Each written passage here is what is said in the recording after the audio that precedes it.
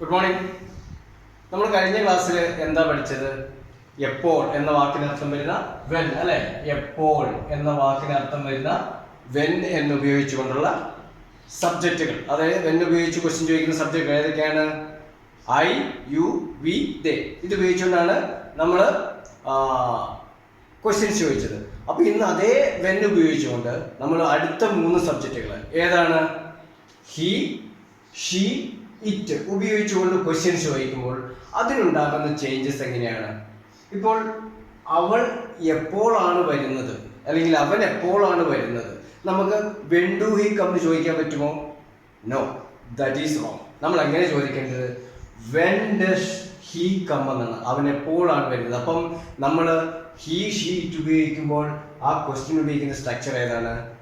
When plus does ആണ്. നമ്മൾ third person singular ആകുമ്പോൾ യെസ് ഓർ യെസ് ആഡ് ചെയ്യണം നമ്മൾ പറഞ്ഞിട്ടില്ലേ? അതുകൊണ്ട് ഇവിടെ when does plus subject he, she, it. ഏതൊക്കെ സബ്ജക്റ്റ് ആണ് ഈ ഡസ് ഉപയോഗിക്കും വരുന്നത്? ഹി, ഷീ, ഇറ്റ് ആണ്. ഈ സബ്ജക്റ്റ് ഉപയോഗിച്ചുകൊണ്ട് വേണം നമ്മൾ സ്ട്രക്ചർ അല്ലെങ്കിൽ ക്വസ്റ്റ്യൻസ് ക്രിയേറ്റ് ചെയ്യാൻ. അങ്ങനെയാണെങ്കിൽ when does subject plus v1 plus object, when does it start raining, എപ്പോഴാണ് മഴ പെയ്യാൻ തുടങ്ങുന്നത് അല്ലെ? when does it start, നമ്മളിപ്പോൾ ജസ്റ്റ് സംഭവിച്ച കാര്യങ്ങളാണെങ്കിൽ when does he come, എപ്പോഴാണ് വരുന്നത്? when does it start working, അത് എപ്പോഴാണ് വർക്ക് ചെയ്യാൻ തുടങ്ങിയത്? Okay. when does she dance, അവൾ എപ്പോഴാണ് ഡാൻസ് കളിക്കുന്നത്? Okay.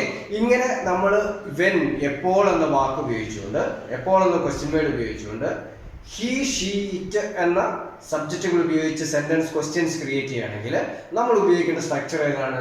When does plus when plus does plus subject plus v1 plus object. ഇതായിരിക്കണം. Okay. So when do we come എന്ന് ചോദിച്ചേക്കരുത്, അത് റോങ് ആണ്. അപ്പൊ നമ്മൾ അങ്ങനെ ചോദിക്കുന്ന സമയത്ത് ഹി, ഷീ, ഇറ്റ് ആണെങ്കിൽ എന്തുപയോഗിക്കണം? ഡസ് എന്ന വേർഡ് ഉപയോഗിക്കണം. മനസ്സിലായല്ലോ? Question word when does he come, when does it go there, or when does it start functioning. ഇങ്ങനെയാണ് നമ്മൾ ചോദിക്കുക. അപ്പൊ ഹി, ഷീ, ഇറ്റിന് എങ്ങനെയാണ് ചോദിക്കേണ്ടത്? when plus does plus he, she, it plus v1 plus object. മനസ്സിലായല്ലോ? അപ്പൊ നിങ്ങൾ ക്വസ്റ്റ്യൻ ചോദിച്ചു തുടങ്ങുക.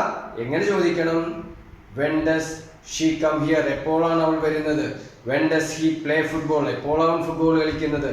when does it start functioning, എപ്പോൾ അത് വർക്ക് ചെയ്യാൻ തുടങ്ങുന്നു? ഓക്കെ, തുടങ്ങുക. ഇങ്ങനെയുള്ള കാര്യങ്ങൾ ചോദിക്കേണ്ടത് എങ്ങനെയാണെന്നുള്ളത് മനസ്സിലായല്ലോ? അപ്പോൾ ഇത് ശരിക്കും വായിക്കുക, മനസ്സിലാക്കുക, പഠിക്കുക.